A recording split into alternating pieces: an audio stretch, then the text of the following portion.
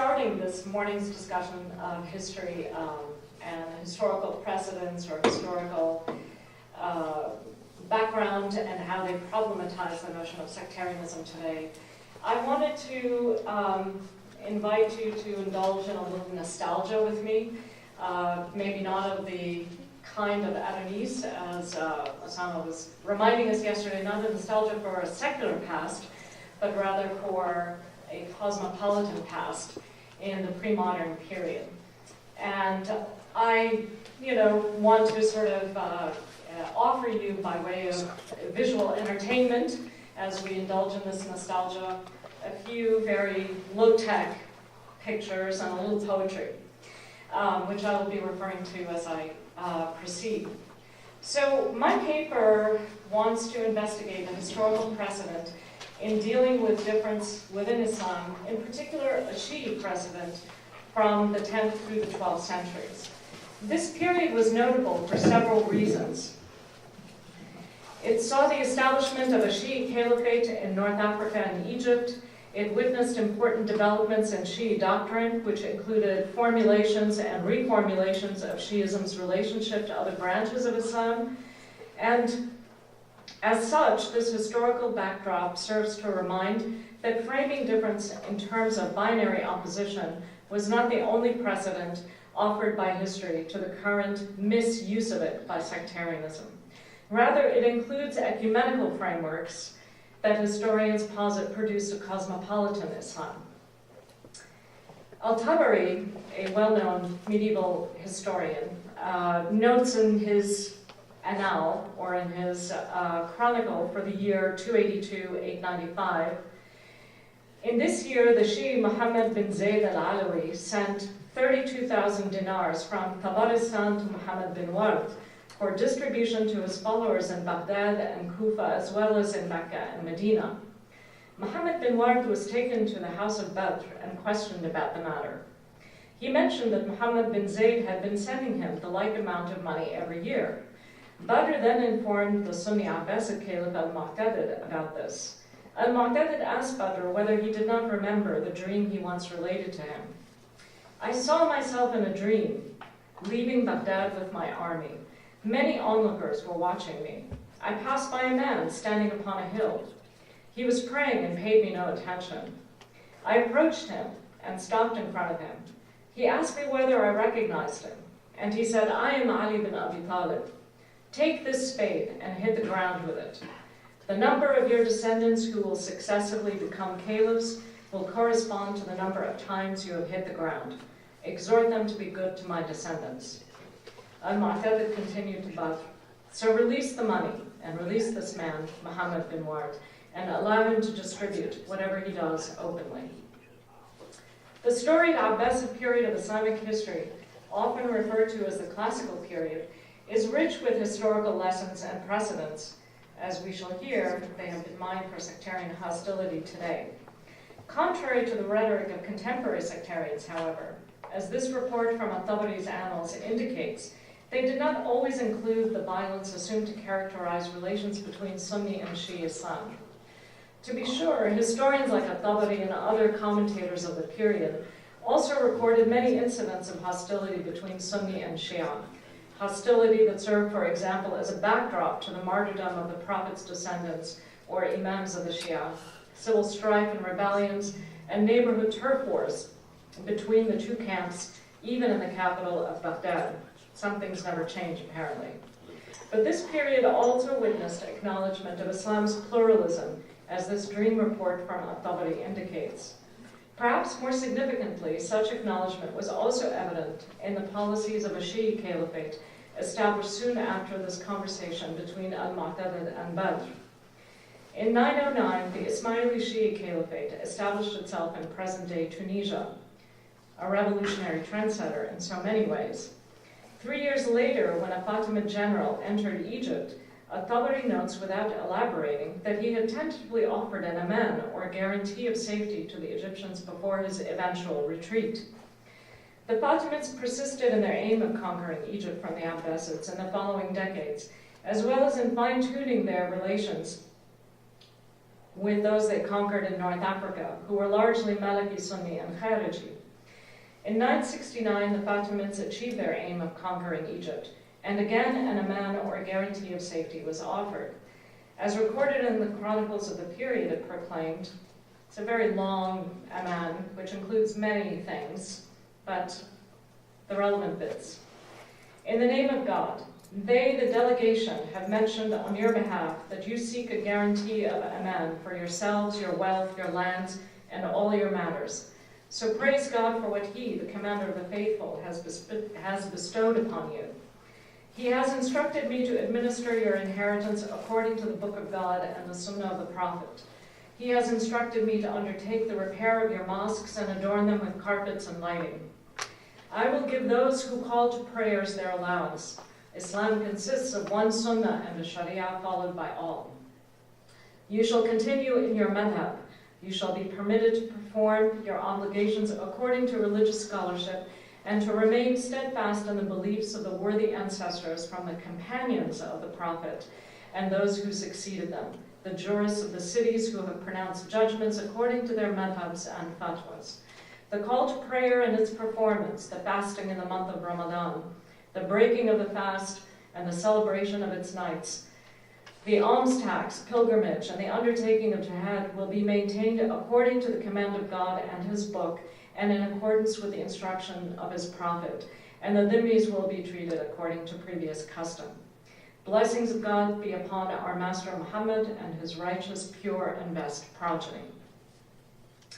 Whereas the Abbasid Caliph al-Mu'tadid extended an amnesty to Shia operating in his realm, the Fatimid general Jawhar here proclaims on behalf of his master, al-Mu'izz, commander of the faithful rather than imam, that he would, among other things, protect and uphold Sunni Islam in Egypt. In fact, the only indication this guarantee was offered by a Shia authority lies in its closing lines, wherein blessings are called upon the Prophet and his descendants.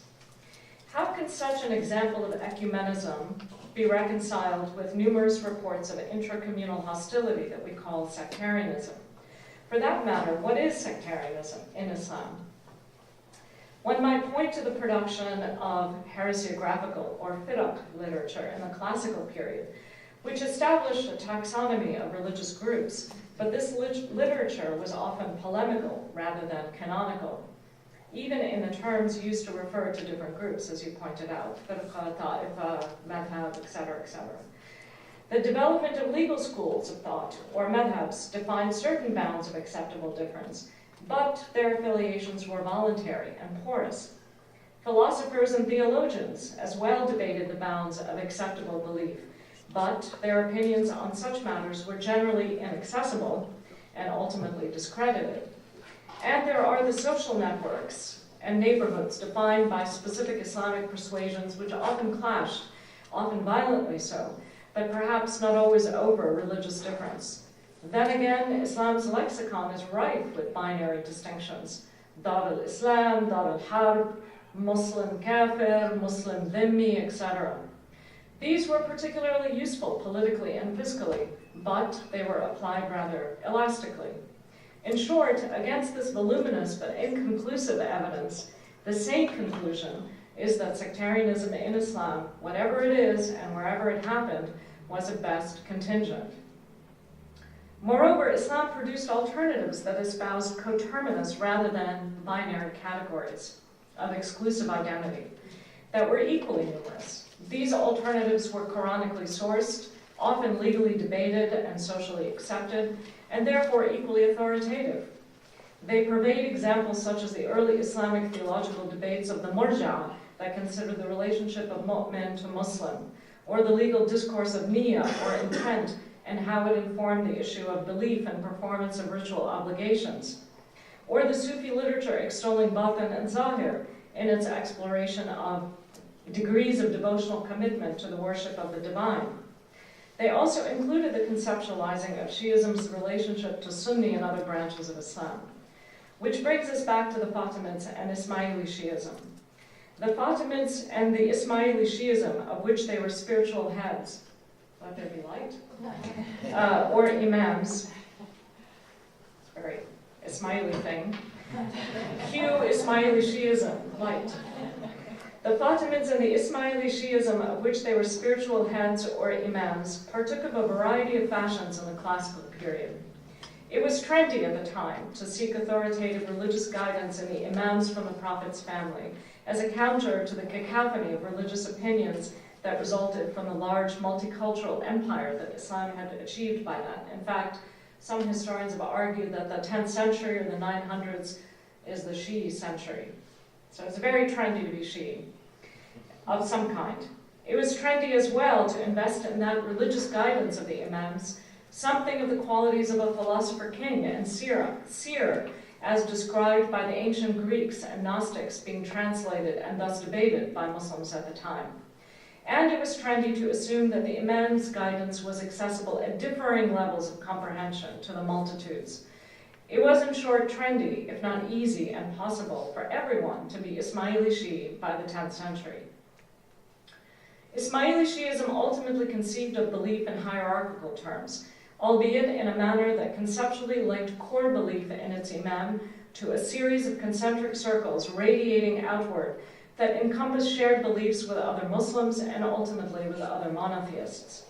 According to the oft-quoted hadith or report about the fifth Imam Muhammad al-Baqir in Shi'i tradition, in which he discusses the Quranic terms Iman and Islam in a manner echoed in Sunni as well as in Sufi literature, as just noted, the Imam Muhammad al-Baqir represented Islam as the outer circle and Iman as the inner circle. Hence, Iman includes Islam. No one can be a mu'min without being a Muslim. The use of the terms Iman and Islam here frame a discussion in an Ismaili legal source about the need to obey a ruling Fatimid. Conversely, this articulation of faith also implied that while a mu'min is by definition a Muslim can also be a non-mu'min. Or as the Imam Muhammad al-Baqir says, Al-Iman yashrik al-Islam, wal-Islam la yashrik al-Iman. Thus, the Fatimid General Jawhar, addressing the non-Ismaili Egyptian audience, speaks to their Islam by presenting an aman, it's very tongue-twisting, all these words, by presenting a guarantee from a caliph rather than an imam, even while concluding on an unequivocally Shi'i note by invoking blessings on the Prophet's family. Leaving aside more cynical calculations, such language in the aman, in the guarantee, could only be justified as an application of Iman Islam.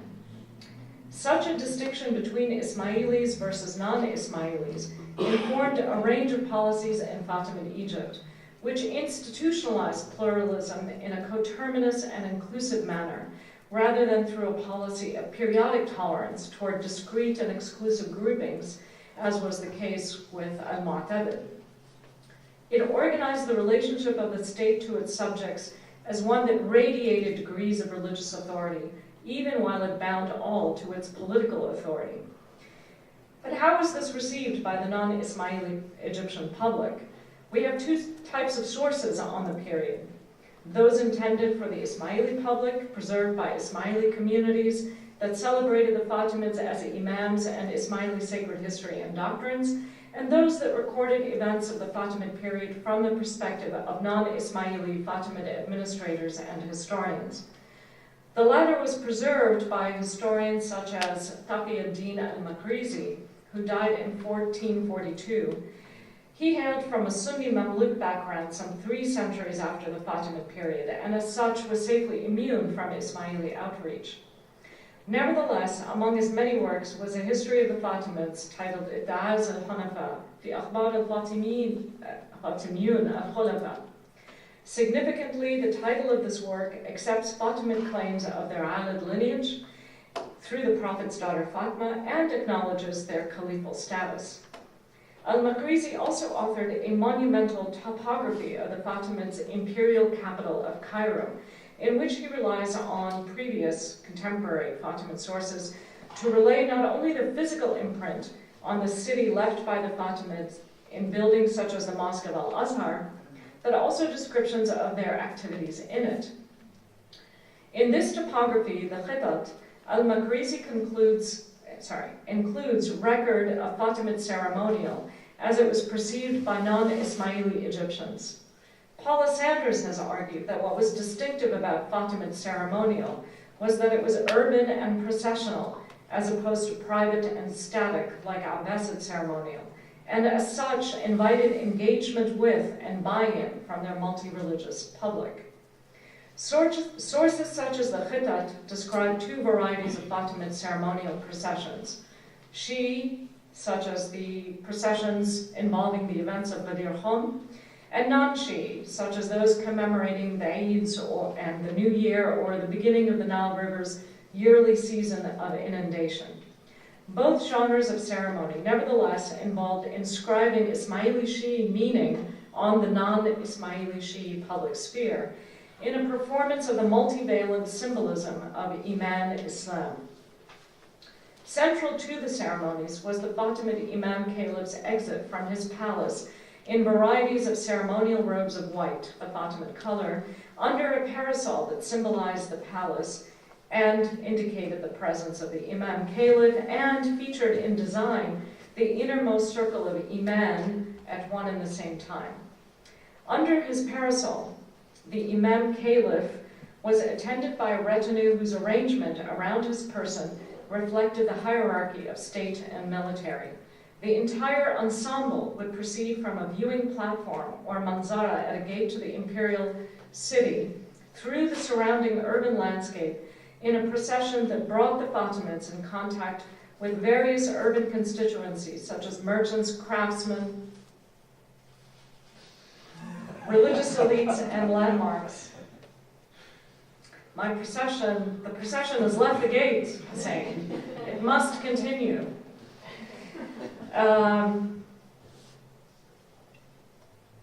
The processions brought the Fatimids in contact with various urban constituencies such as merchants, craftsmen, religious elites, and landmarks in what Sanders refers to as a ritual city.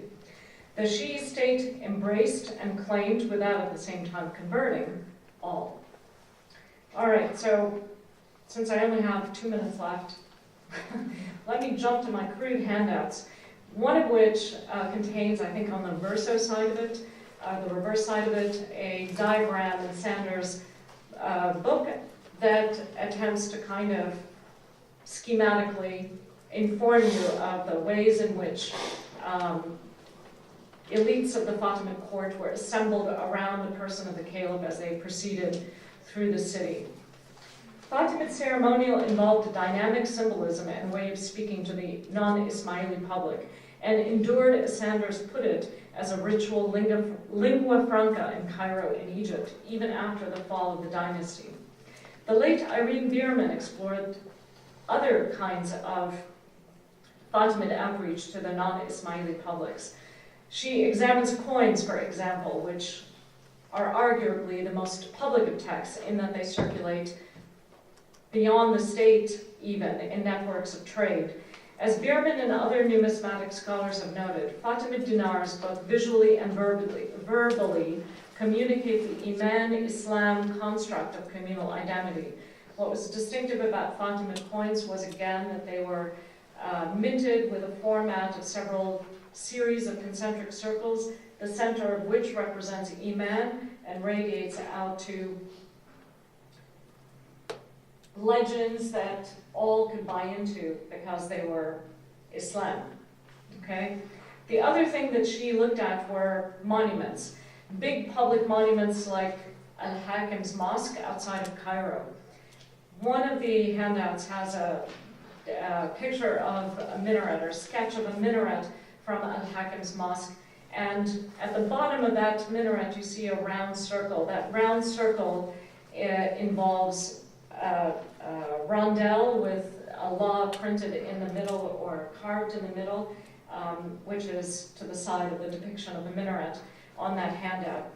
What Bierman has argued about mosques like Al-Hakim and the public text that the Fatimids produced on them was that given the placing of these texts, of these inscriptions on the facade of the mosque and the minarets, you have varying levels, again, of Iman and Islam and Batin and Zahir. So at the street level, at eye level, is Allah. Above it are verses that have bivalent meanings that are significant to Ismailis, as well as a meaning more accessible to the general Muslim public. And above that, again, verses from the Quran that would have double meaning to Muslims and Ismailis that involve light and the role of light in the manifestation of divine will.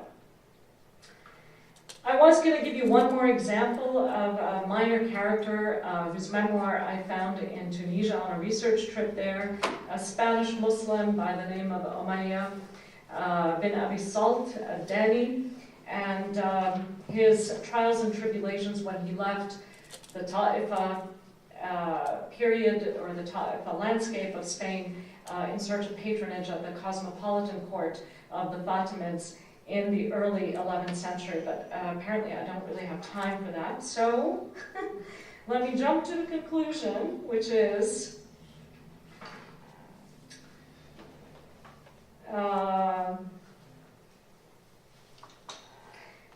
what happened then to this Fatimid project of trying to create an ecumenical and inclusive identity which institutionalized pluralism within an Islamic framework, while at the same time privileging the belief of the Ismailis? In a sense, the Fatimids were victims of their own cosmopolitan or ecumenical success.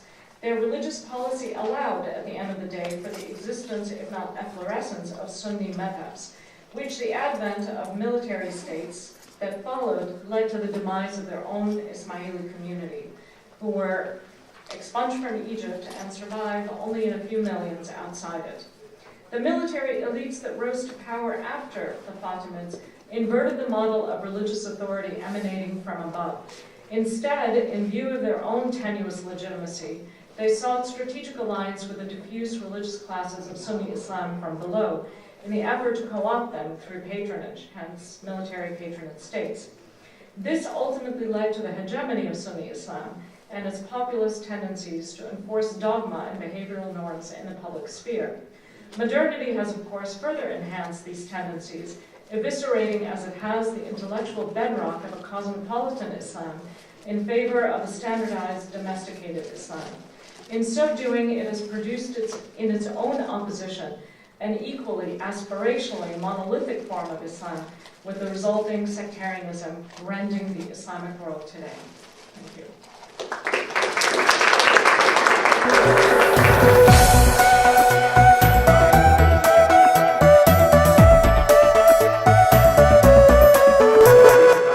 Secularism, and it's a great honor to be here with these distinguished scholars and to see my old friend Hussein Yilmaz after so many years. Having a background in Arab secularism, I guess, is to me, and it's something maybe a little bit inspired by Osama Makdisi's wonderful talk yesterday, is that I think we have to look at the problem of sectarianism dialectically. Of course, it's a fashionable term, but I think it really applies here. That is to say, in every way dialectically. Looking at sectarianism and secularism in a dialectical way, looking at the internal sources and the external sources of sectarianism in the region, and also what I'm trying to do in this little snippet here is looking at this curious phenomenon of a denial of sectarianism on the one hand and an exploitation of sectarianism on the other hand. And I don't just refer to local players, but also to regional players. And this talk, by the way, I think it almost fits into the political section. I don't know. I mean, I'm going to have some history in it, maybe. And sorry if it's a little bit incoherent because there was a special issue that came out, which I edited not so well because I was under time pressure, but it's there. And if you want to take a look at it, it's, I think, freely available online. We had a conference in Qatar, and I got a big research grant from the Qataris, very much to my surprise, I must say, because it's a very controversial topic there. And the word ta'ifiyya really, when I first introduced it a few years ago to my students, Lebanon, the Lebanese students knew what I was talking about. The Qataris feigned innocence, or the Saudis, etc., or really were ignorant, certainly about that term. But today I think it's become the term of the hour. And I'm a little bit sort of, well, we'll get to that in a bit, but just to sort of very quickly look at this term, sectarianism. It's true that the term ta'ifiyya as democracy, demokratiya, jumhuriya, almaniya, all these terms, as you well know, are all coined in the 19th century, and ta'ifiyya, in fact, even later, in the 20th only. I mean, even though when the Lebanese were doing their constitution, Osama probably knows this, in 1926, the constitution, they didn't have a word for citizen even, right? So the word, they first drafted it in French, Michel Chiha did, and citoyen libanais, and then they came up with the word watani libanais. The word muwatin wasn't coined at that point in time, in the 20th century. So ta'ifiyya similarly, but that doesn't mean, I think, that we should discount the notion that there was a concept of something akin to what we talked today about sectarianism in the works of somebody like Ibn Khaldun or many others. And indeed, this is the talk, for instance, by Ibn Khaldun, which talks about, you know, this kind of bias of being with your group, whether they're wrong or the right, or wrong or the right, you act with them. And similarly, a Lebanese soldier who defected to Jabhat al-Nusra recently, he, I think, defines sectarianism in a certain way, which is bias, you know, and saying that terrorists are not those who are defending their sect. And I think this is what it is. It is a survival instinct. It is something that has been remarked to, again, I say Ibn Khaldun, but also, of course, people like Rousseau and even America. And in that sense, it is something that's not incidental. And it is, you know, this is very controversial, and I hope people wake up kind of because I have a controversial stake on this. I think to a degree it is an instinct. At least that's the way it is often depicted by people like Ibn Khaldun. But the question is, you know, how is this survival instinct? It doesn't have to be related, obviously, to sect. It could be related in Europe to race or to nation. I mean, that's a beside the point. But how is it provoked by internal and external actors? And to what degree is it inherited and constructed? I think, you know, if you ask, and I think I do this in the introductory chapter to that volume on sectarianism, is sectarianism a conspiracy constructed by foreign powers, or is it an inbred instinct? And, you know, inherited by religion or by kinship ties. And I think it's both to some degree. So that's the take. You have it here in Lebanon, this kind of line servants to the Za'im in all sects, so it's not just an Islamic thing, obviously. And here we have Osama's right here, and I have his quote, which is unfair because I didn't quote the whole thing, I'm just using it as a sort of illustrative point. This notion, because I think your phrase goes on there, I'm cutting it off there unfairly, that it is, you know, an invention. And then we have Hamid Frangia, who was one of the fellows on the committee in 1925 of the Lebanese Constitution, who claims, because that debate was held amongst, for instance, the Lebanese when they did their constitution, you know, is this thing something inherited or not? How do we frame the laws to take account of it? And he says, you know, it's wrong to just blame the French for it, it's something we want. And indeed, if you look at I'm coming out with an article on this in the framing of the Lebanese Constitution, if you look at it, those clauses in the Lebanese Constitution of sectarianism are not really so much a French thing, it's the Lebanese themselves. There was one delegate who was against it, but of all the committee, all of them agreed we needed to have these safeguards. So, the major sources, I'm going very quickly here, but the major sources of sectarianism, or if you want to flip it, the stumbling blocks of secularism in the region. I think the first one, which I'm going to focus on mainly in this talk, is ideological, the notion that is a denial to start out with. There's a distortion of the terms, also of secularism, of course, and stigmatization of the latter. There's a sociological thing, it's very familiar to you, I think, the notion that autocrats have fomented it. And thirdly, there's the exploitation of it, both internal and externally in the region. The denial of sectarianism is not something that's confined to the, hardcore, if you want, radical fringe. But I chose here quotes from so-called moderates or, scholars, if you want, or modern scholars, if you want. Radwan Sayyid, Hassan Hanafi, etc., who basically discount the notion of, secularism, so to speak, and claim, again, very often that sectarianism, sectarian violence really is not much of an issue. We have Rashid al-Ghanouchi, very much celebrated as a reformer, but likewise, he has on the one hand denied the relevance of secularism often, and of course he's changed that discourse a little bit sometimes, but on the other hand, he has, as we know from behind closed doors, colluded with Salafis in Tunisia in one of these leaked conversations, where he basically saying, look, I'm having this discourse for public consumption, but don't worry, we're going to take over the state as a whole. So you have, again, this, on one hand, the denial, and on the other hand, the exploitation. It goes further to people like Hassan Nasrallah, of Hezbollah, of course, who contradicts himself, sometimes saying that, we can discuss this with the specialists on Lebanon, saying that the Islamic State is not a goal, other times affirming it. A very incredible volte-face of Nasrallah was, if you recall, with the cartoons. You remember the cartoon controversy a while back. And at that point, he was saying it's a right of us to start a jihad, to kill people who do these derogatory, defamatory cartoons of the Prophet. So much so good. But then, in 2015, to the surprise of many, he made the statement that the Takfiri terrorists have insulted Islam more than even those who have attacked the Messenger of God. So he made a complete volte-face, and that begs the question of why. I mean, now you can interpret this in many ways. One way is to say that he wanted to portray, this is of course a different context, a different Sitzenleben to quote Kant, so at this point he wanted maybe to portray Hezbollah as being the more moderate group as opposed to the Salafi, the Takfiris who were wreaking havoc next door in Syria. Be that as it may, you see a volte-face. Yusuf Qaradawi, of course, likewise, I'm sure you're familiar with that. At one point he had sympathized with Hezbollah in 2006, and then later he did a takfir of his own, saying that he wished he had never done that. And now even calling for the killing of civilian Alawites, not just even regime. Saudi itself has had a double stance as a Saudi ambassador after the Charlie Hebdo story, showing his solidarity with Charlie Hebdo, participating, but at the same time, as we well know, Saudi Arabia domestically and elsewhere is this is Raif Badawi, very peaceful, you're all familiar with that case, I'm sure. And so at the one hand, you're sympathizing with Charlie Hebdo, on the other hand, you're going after very, I would say, harmless fellows. And within Saudi, we'll get this later maybe a little bit, I'll just say that about Qatar as well, which I'm familiar with. I think you just have to look at it, again we go back to Ibn Khaldun, sectarianism works, right? So for the Saudis and for the Gulfis and for the Qataris and for everyone actually, basically it's a temptation. It's how do we counter Iran? Well, the discourse is there. How do we create this solidarity? That is really a weapon that they don't want to give up.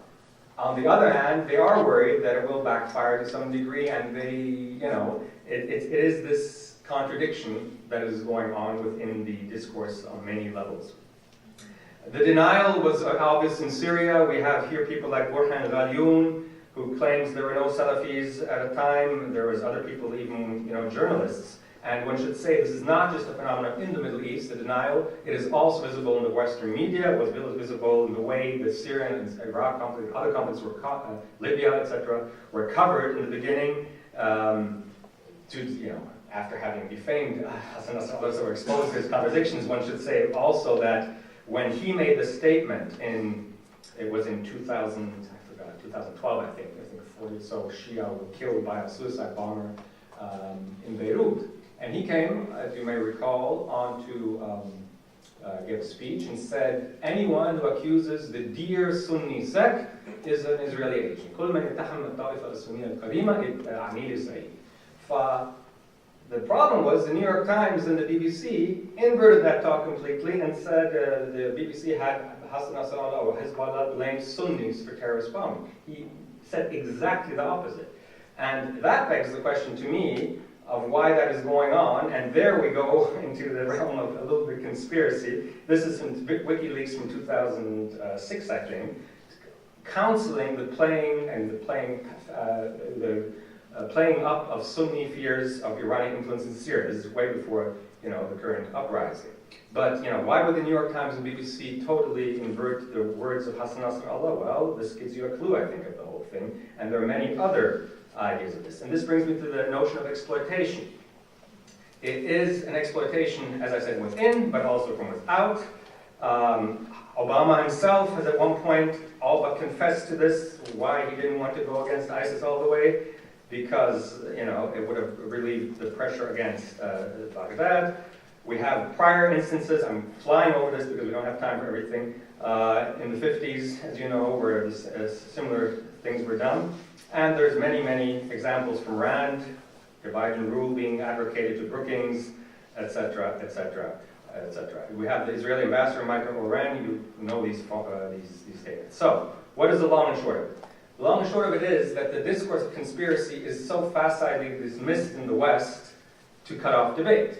It is engaged in, and maybe mongered, there's conspiracy mongering, where I'm from, of course, to some degree, for the same reason, to basically absolve the region, if you want, from or the local discourse from responsibility. I think both are wrong, and I think one should revisit that. We have the heritage of the U.S. supporting Islamist groups all over the place, openly so, and even someone like John McCain saying here, for instance, that Allahu Akbar is just, you know, a casual statement when referring to jihadist groups, you know, in Syria. So I think that is quite an interesting way. We have, yeah. Okay. So I'm going to run to the final because I know our just something on history, since we have Osama here, and this is my take on it, is something I want to say about. Yes, Tawhidiyya, the way we conceive it today, is a 19th century construct, and the way it's framed today has to be looked at like as such. But if we speak about sectarianism as being, in one word, bias, and secularism being, in one word, non-discrimination, then we can see seeds of proto-secularism and proto-sectarianism prior to the modern era.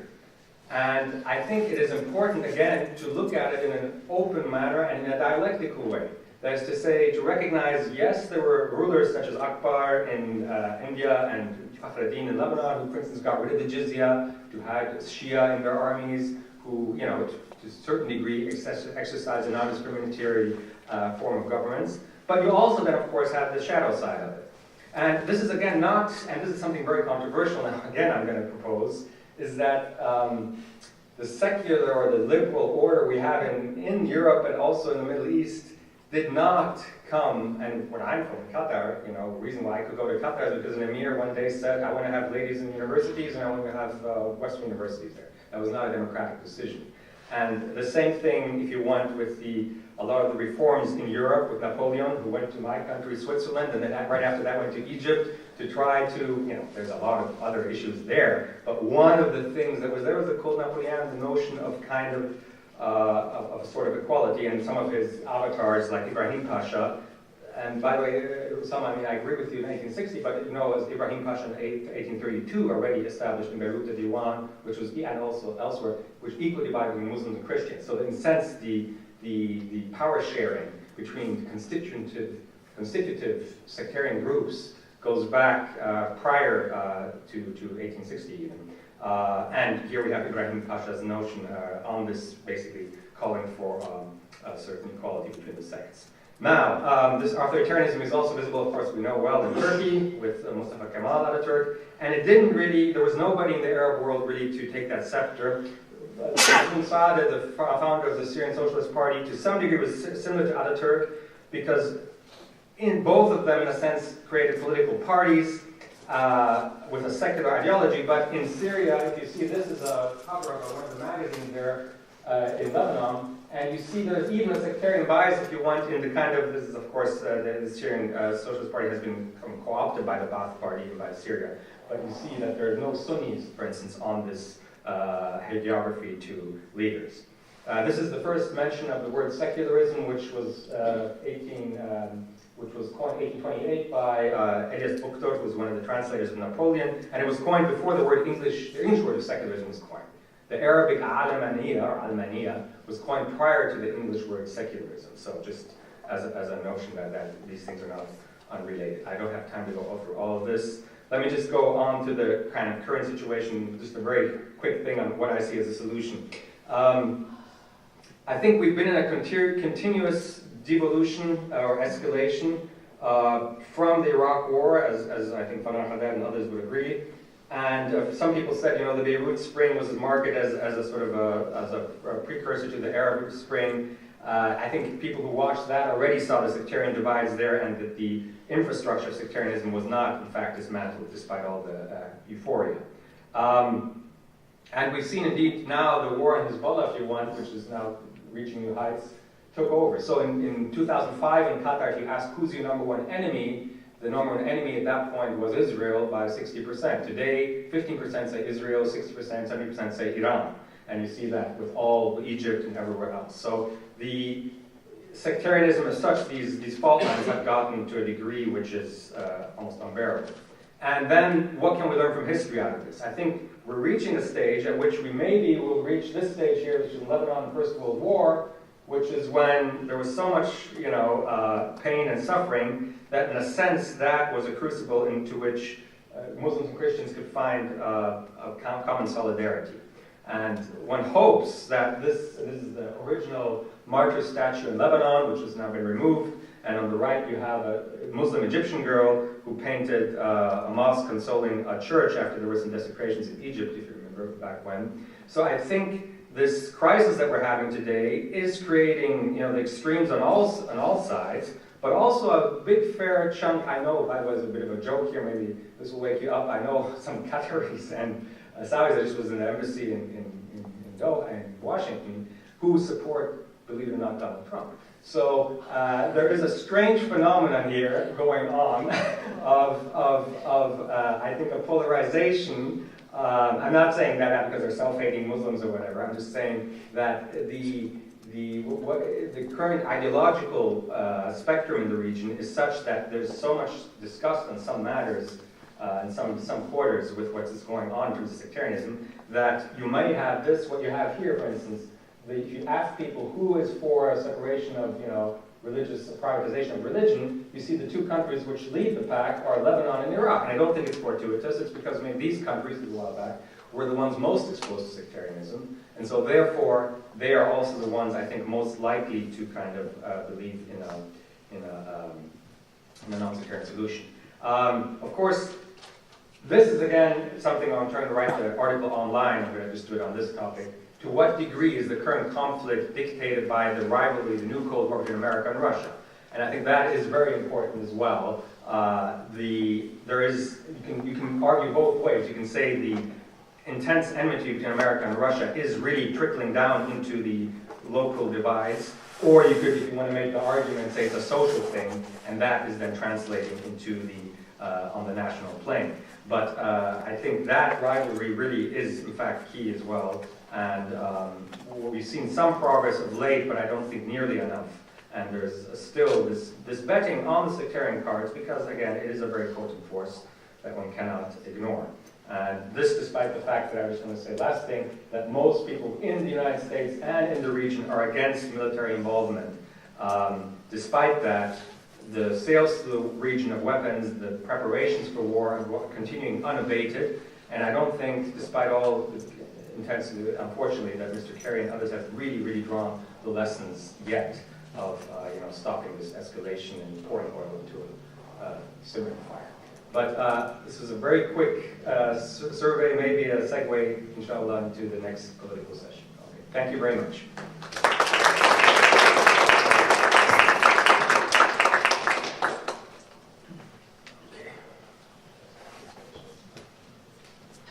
Thank you, Mark.